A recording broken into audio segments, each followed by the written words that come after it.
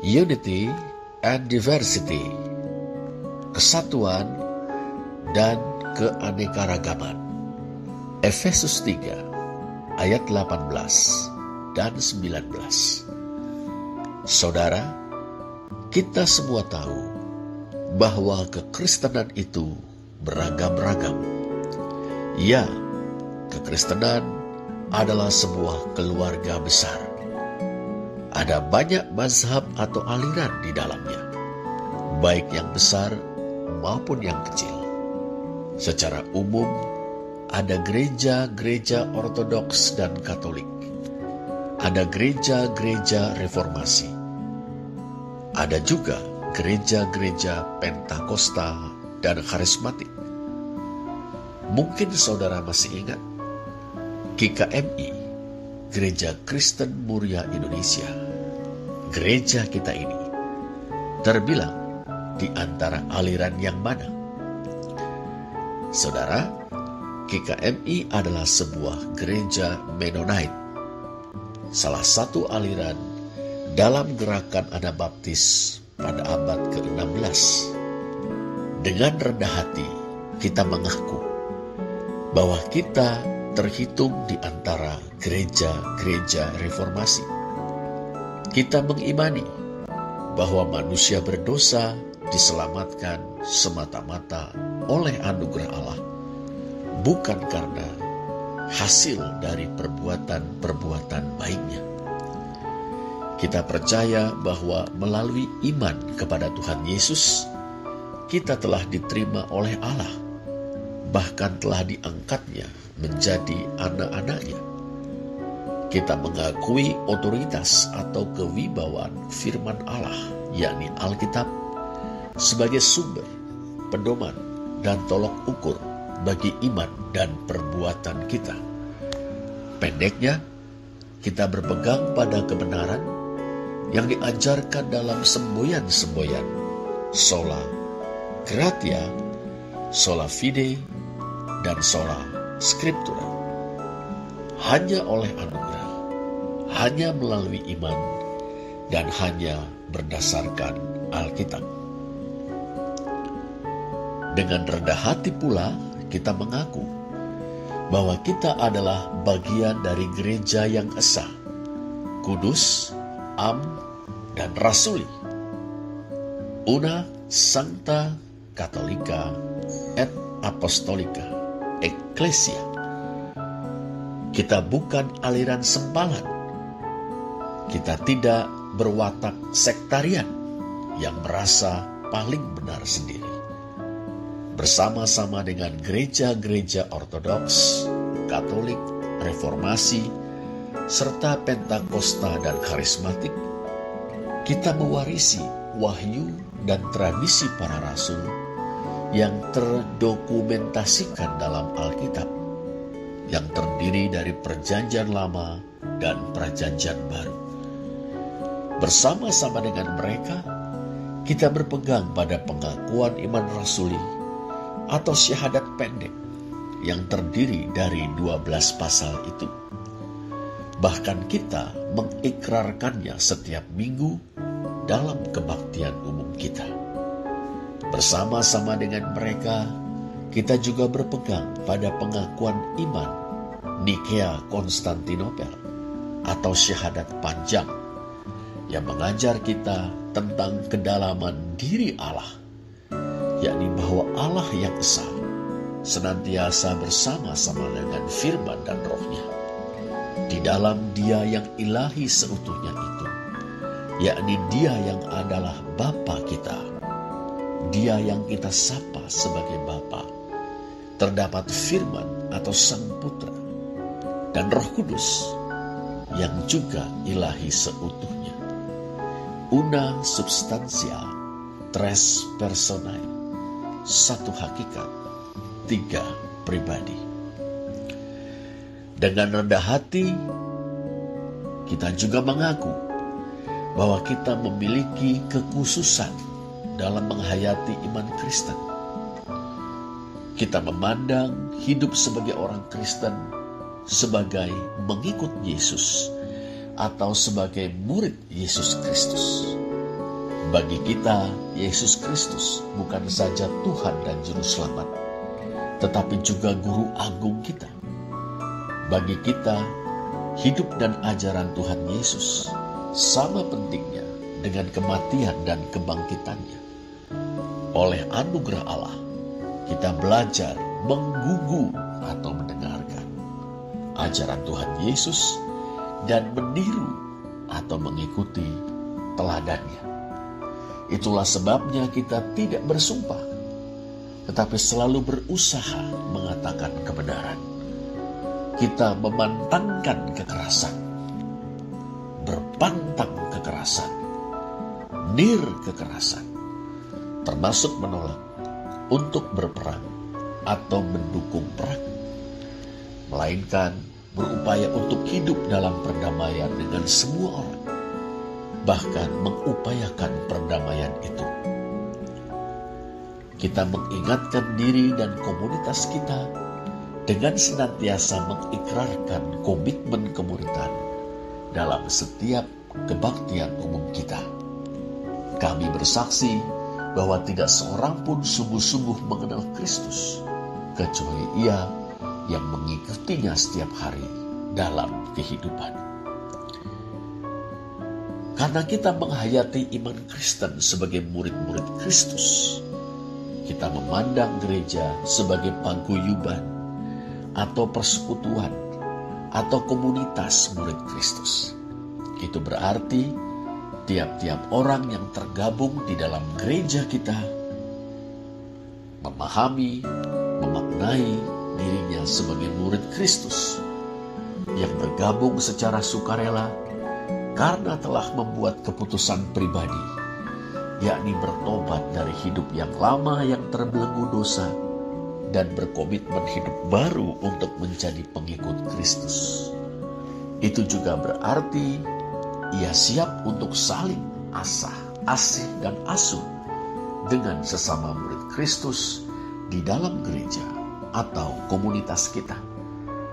Itulah sebabnya kita tidak melakukan baptisan anak, infant baptism, meskipun kita menghormati, menghargai gereja-gereja yang mengajarkan dan mempraktikannya dengan landasan teologis tertentu. Tetapi yang jelas kita mengajarkan dan melakukan baptisan orang percaya atau believers baptism.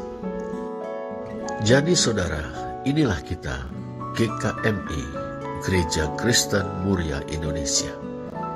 Bagian dari gereja yang esa, kudus dan am dan rasuli.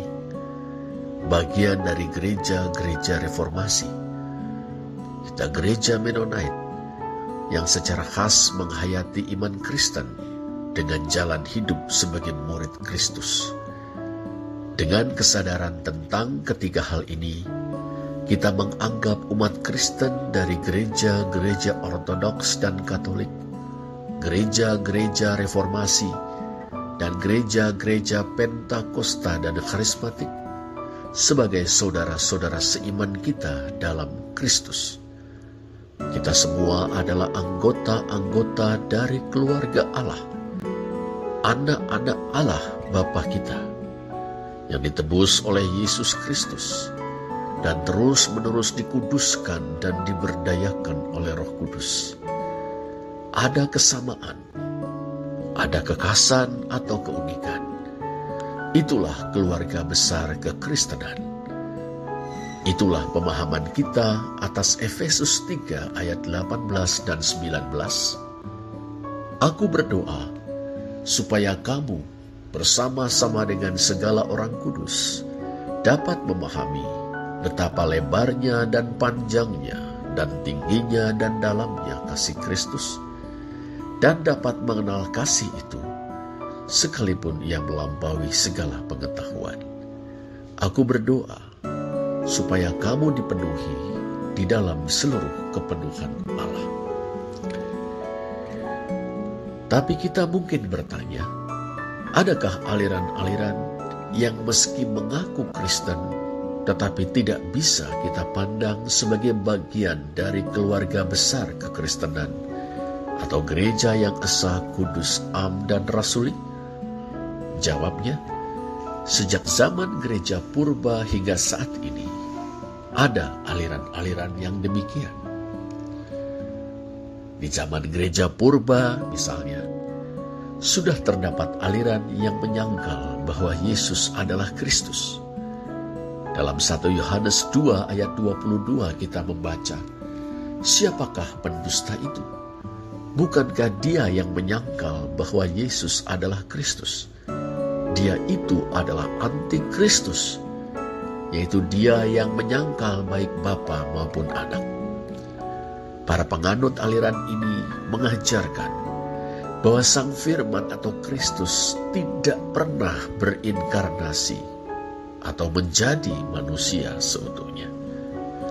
Kristus adalah Roh Ilahi yang sekadar menampakkan diri kepada manusia untuk memberi petunjuk supaya manusia dapat membebaskan roh atau jiwanya dari kungkungan tubuh atau jasmaninya. Sebab menurut mereka, tubuh atau jasmani adalah materi, dan materi itu jahat. Yang baik adalah roh yang berhakikat ilahi, namun telah terperangkap di dalam tubuh. Oleh karena itu, mereka tidak percaya bahwa Tuhan Yesus telah disalibkan, apalagi mati dan kemudian bangkit dari antara orang mati. Aliran ini, saudara, dinamakan gnostisisme. Manusia meraih keselamatan atau pembebasan jiwa atau roh dari tubuh atau materi melalui pengetahuan rahasia yang diberikan oleh Kristus, yang sekadar pernah menampakkan diri seperti manusia, tetapi tidak pernah sungguh-sungguh menjadi manusia, mati disalibkan dan bangkit dari antara orang mati. Aliran ini kemudian bercabang dua.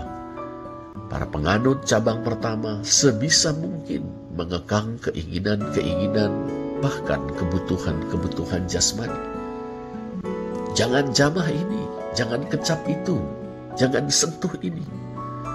Demikian Rasul Paulus menyebut ajaran mereka dalam Kolose 2 ayat 21. Mereka juga menganggap hubungan seks termasuk dalam pernikahan sebagai sesuatu yang najis.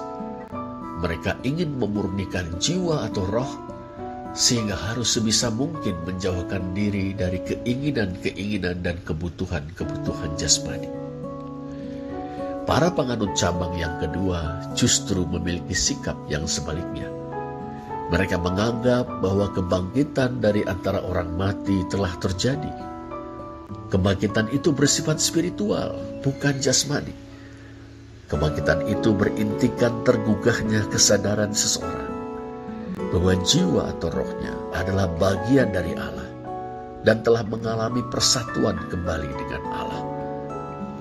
Karena itu, mereka beranggapan bahwa segala sesuatu diperbolehkan. Mereka mengumbar hawa nafsu sejadi-jadinya. Dalam 2 Petrus 2 ayat 13 dan 14 kita membaca tentang mereka. Berfoya-foya pada siang hari, mereka anggap kenikmatan. Mereka adalah kotoran dan noda yang mabuk dalam hawa nafsu mereka kalau mereka duduk makan minum bersama-sama dengan kamu. Mata mereka penuh nafsu zina, dan mereka tidak pernah jemu berbuat dosa. Ada juga, saudara, aliran lain yang menyangkal keilahian Yesus Kristus. Para penganut aliran ini mengajarkan bahwa Yesus adalah seorang manusia biasa, sama dengan kita. Bedanya, menurut mereka, Yesus diangkat oleh Allah menjadi anaknya. Itu terjadi melalui peristiwa baptisan. Bagi mereka, Yesus Kristus bukan Sang Firman yang telah menjadi manusia, bukan pribadi ilahi yang mengenakan natur insani tanpa kehilangan keilahiannya. Inilah ajaran kaum Ebionit dari abad yang kedua Masehi. Di zaman modern, aliran ini muncul dengan nama Kristen Tauhid di negeri kita. Aliran yang lain malah menyamakan Yesus Kristus dengan Sang Bapa. Menurut para penganut aliran ini, Allah berganti-ganti peran dalam karyanya di sepanjang sejarah keselamatan. Ia pernah menjadi Yahweh atau Allah Bapa, kemudian menjadi Yesus Kristus atau Sang Anak, dan akhirnya menjadi Roh Kudus. Inilah ajaran kaum Sabelian dari abad yang kedua Masehi. Aliran lainnya lagi, saudara, sepertinya mengajarkan bahwa Yesus Kristus adalah anak Allah yang telah menjadi manusia. Tetapi menurut para penganut aliran ini, anak Allah adalah ciptaan Allah, bukan Sang Firman yang senantiasa ada bersama-sama dengan Allah. Dia sekedar makhluk yang paling tinggi, yang pertama kali diciptakan, yang kemudian ditugasi Allah untuk menciptakan alam semesta dan segala isinya, lalu turun ke dalam dunia menjadi manusia. Jadi Yesus Kristus adalah semacam dewa yang diciptakan oleh Sang Mahadewa. Ia adalah ilah yang diciptakan oleh Allah yang Maha Kuasa. Inilah ajaran kaum Aryan dari abad keempat Masehi, yang di zaman modern muncul dalam wujud bid'ah saksi-saksi Yehuwa. Semua aliran bid'ah itu, saudara, sudah barang tentu tidak percaya bahwa Allah yang esa senantiasa bersama-sama dan bersekutu dengan firman dan rohnya. Mereka tidak percaya bahwa Sang Firman adalah pribadi ilahi yang telah diutus Bapa untuk menjadi manusia dalam Yesus Kristus, yang melalui kehidupan, kematian, dan kebangkitannya menjadi dasar keselamatan bagi umat manusia dan dunia. Mereka tidak percaya bahwa Roh Kudus adalah pribadi ilahi yang diutus oleh Bapa dan Anak untuk membimbing manusia berdosa kepada iman, pertobatan, dan pengudusan dalam Yesus Kristus, serta berkarya memperbarui dunia. Dengan perkataan lain, mereka menolak ketritunggalan Allah. Padahal, semua aliran yang terbilang di dalam gereja yang esa, kudus, am, dan rasuli, mengimani Allah Tritunggal dan percaya pribadi Yesus Kristus yang sepenuhnya ilahi dan seutuhnya insani. Lantas, saudara, bagaimana kita harus menyikapinya? Sebuah pepatah bijak mengatakan, in principiis unitas, in dubiis libertas, in omnibus caritas. Artinya, dalam soal prinsip, kesatuan atau persatuan. Dalam hal-hal yang masih terbuka, kebebasan. Dalam segala sesuatu, kasih. Pepatah ini, saudara, kita berlakukan bagi saudara-saudara seiman kita dari berbagai aliran dalam gereja yang esa, kudus, am, dan rasuli, baik dari gereja-gereja Ortodoks dan Katolik, gereja-gereja Reformasi, dan gereja-gereja Pentakosta dan Karismatik. Kita merayakan kesatuan iman, juga kekayaan penghayatan iman itu dalam kasih, dan menyediakan diri kita untuk saling belajar satu dengan yang lain. Lantas bagaimana dengan para penganut aliran bidat? Tentu mereka bukan saudara seiman kita dalam Kristus, tetapi mereka juga sesama kita. Maka mereka layak kita kasihi, layak kita perlakukan secara manusiawi, sebagaimana kita juga memperlakukan sesama kita dari berbagai agama dan kepercayaan. Sebagaimana kita juga memperlakukan sesama kita yang tidak beragama, bahkan ateis sekalipun. Bukankah Tuhan Yesus mengajarkan, kasihilah sesamamu manusia seperti dirimu sendiri? Jadi, sementara kita berpegang teguh pada iman Kristen dan penghayatannya yang khas seturut dengan aliran gereja kita, Mennonite, kita tidak boleh membenci apalagi memusuhi mereka yang tidak seiman dengan kita. Kita harus tetap mengasihi mereka. bahkan selayaknya kita menjadi berkat bagi mereka. Bila memungkinkan, melalui dialog yang penuh dengan persahabatan, kita berupaya mengajak mereka kembali kepada kekristenan yang sehat, yang berdasarkan Alkitab, sehingga mereka pun beroleh kesempatan untuk kembali kepada Tuhan Yesus dengan bergabung dalam gereja yang esa, kudus, am, dan rasuli. Demikianlah, saudara, pemahaman kita tentang unity and diversity, kesatuan dan keanekaragaman di dalam dan sekitar keluarga besar kekristenan, gereja yang esa, kudus, am, dan rasuli. Terpujilah Allah.